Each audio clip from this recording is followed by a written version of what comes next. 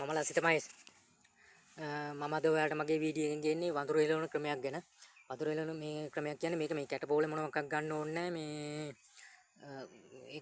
වඳුරු එලවන අර මේ කඩවල වල තියෙන මූණ මොනවක්වත් ඕනේ නැහැ. ගෙදර තියෙන පොඩි අමුතව දෙයකින් තමයි කරන්න තියෙන්නේ. මේ වඳුරු එලවන්න ගන්න කැටපෝල ඕනේ නැහැ. ඊට පස්සේ මේ වෙස් මූණු ඕනේ නැහැ. මේ වඳුරු බය කරන්න දාන මූණ මොනවක්වත් ඕනේ නැහැ මේකට. වායු රයිපල් තුවක් මොනවක්වත් ඕනේ නැහැ.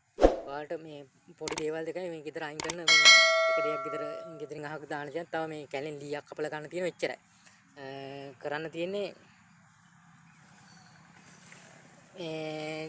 අඩි 20ක් විතර දිග ලීයක් ගන්න එක තියෙන්නේ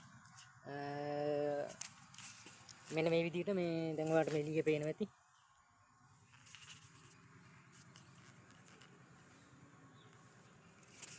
ඔය ලීය පේනවා ඇති මේ දිග ලීය පේනවා ඇති මෙන්න මේ වගේ ලීයක් ඕන.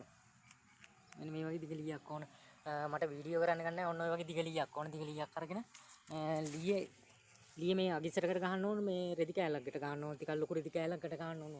පරණ මේ ඔය ගෙදර අයින් කරන ටී-ෂර්ට් අනම්මනම් මොකක් හරි මේ ඔයාලා ගන්න පරණ රෙදි කෑල්ලක් අරගන්න. මම නම් අරගෙන තියෙන්නේ මෙන්න මේ රෙදි කෑලි මේ කැපිච්ච රෙදි කෑලි වගේ ටේලර් ෂොප් එකකින් ගෙනාවු පරණ ඒ වගේ. ඔයාලා ගාව තියෙනවනේ පරණ ෂර්ට් එක මේක අරගෙන කට ගන්න මේ අගිස්ස මෙන්න මේ විදිහට.